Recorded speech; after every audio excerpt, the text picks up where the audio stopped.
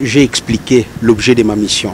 Ma mission, c'était d'abord de recueillir les informations et aussi de m'enquérir sur l'évolution de procédures nationales. J'ai expliqué à Monseigneur l'objet de ma mission.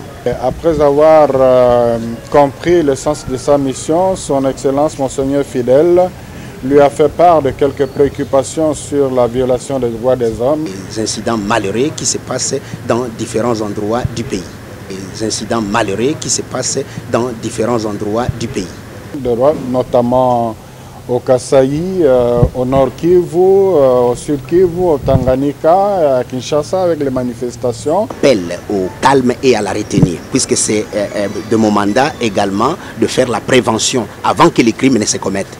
Pour que ce genre de choses ne se répètent plus.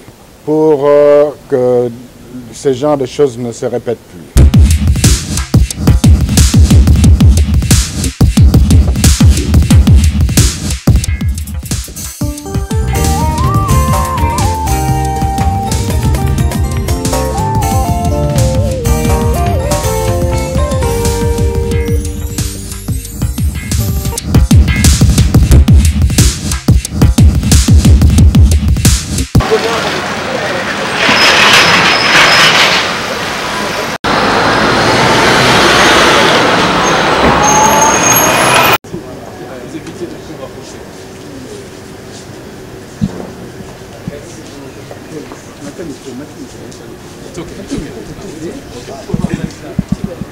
Madame, après les autorités congolaises hier, vous venez de rencontrer la Senko. Est-ce qu'on peut connaître l'objet de votre entretien tout à l'heure?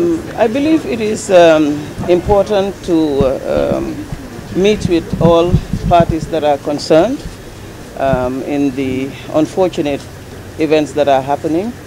And given that this is Senko is a dignified and respected voice in Congo, I said it was important to also meet with them. Oui, je crois que c'est très important de rencontrer toutes les parties impliquées. Et ici, la Senko, c'est une voix qui est écoutée et une voix de dignité qui est écoutée. Je crois que c'était important de les rencontrer. I have also explained the purpose of my mission, which is to ensure take information on the national proceedings that are ongoing and to also register my concerns for the violence which unfortunately has been taking place. I have also explained to Monseigneur the purpose of my mission. Je crois que j'ai expliqué l'objet de ma mission. Ma mission, c'était d'abord de recueillir les informations et aussi de m'enquérir sur l'évolution de procédures nationales. J'ai expliqué à Monseigneur l'objet de ma mission. I've also had the opportunity to listen to Monseigneur, and he has also raised the concerns that he has about unfortunate crimes and incidents that have taken place in all parts of the country for a couple of years now. J'ai également écouté Monseigneur. Il a eu l'opportunité d'évoquer ses préoccupations sur malheureusement les incidents malheureux qui se passent dans différents endroits du pays. As I said, it is within the spirit of complementarity that I come. The fact that it is the responsibility first and foremost of the authorities to ensure that there is justice for crimes that fall within ICC jurisdiction that have happened. And it is only after that, if that is not done, that the ICC will step in.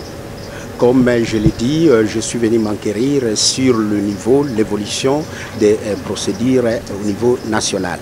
C'est seulement à ce niveau, puisque c'est la responsabilité primaire des autorités de faire quelque chose sur ce qui est en train de se passer, et c'est seulement après que nous autres nous pouvons intervenir. I used the opportunity also to call for calm and to call for restraint, because this is part of my preventive mandate, to call for calm and for restraint and to ensure that crimes are prevented from being committed. J'ai profité de cette visite pour également souligner l'appel au calme et à la retenue, puisque c'est de mon mandat également de faire la prévention avant que les crimes ne se commettent. Après avoir compris le sens de sa mission, son Excellence Monseigneur Fidèle lui a fait part de quelques préoccupations sur la violation des droits des hommes, notamment au Kasaï, au Nord Kivu, au Sud Kivu, au Tanganyika, à Kinshasa avec les manifestations. C'était dans l'esprit d'obtenir de lui un plaidoyer pour que ce genre de choses ne se répètent plus.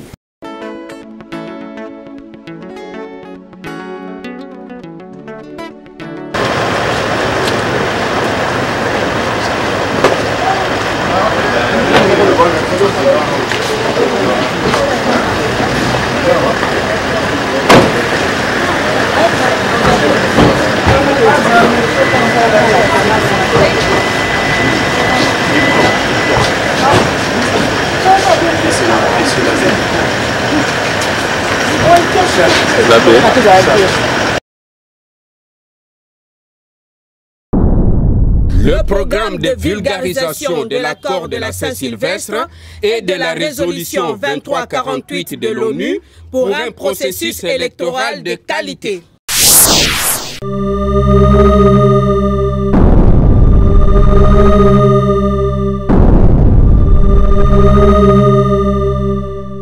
Oh, viens Langaï! Le seul qui me reste c'est pour le meilleur et pour le pire. Mais viens, tu peux pas passer ça pour voir lui-même les journaux. J'en ai marre de vos journaux où l'on écrit de gros titres pour ne rien dire. Ah mais mon vieux, mais tu ne seras pas déçu avec ces journaux qui parlent de l'accord de la Saint-Sylvestre. Nini, accord. Effectivement. C'est le quantième qu'il ici. L'unique. La RDC est passée maître en matière d'accord politique.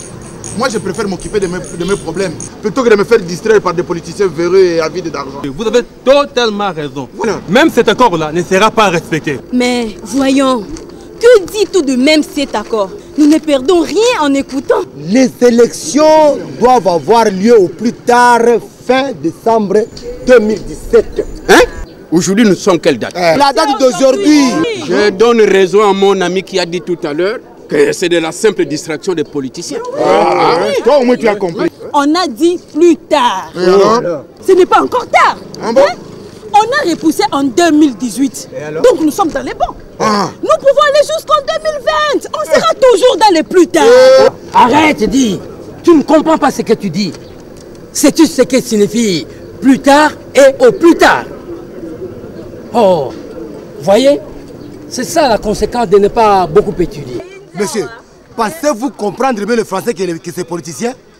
Bien qu'on n'a pas beaucoup étudié, mais nous sommes mieux informés que vous. Vous qui connaissez tant de choses, dites-nous la suite de cet accord. Là, je dois encore le relire et puis je vais vous expliquer. L'accord stipule ceci. Fin 2017, élection coûte que coûte. Et pas n'importe quelles élections. Les Congolais attendent des élections de qualité. Oh, il y a pambalate, il y a fouti. Strict respect de la Constitution. Pas de révision ni de changement de la Constitution. Pas de troisième mandat pour le président actuel. Le changement des animateurs des institutions doit se faire par la voie électorale.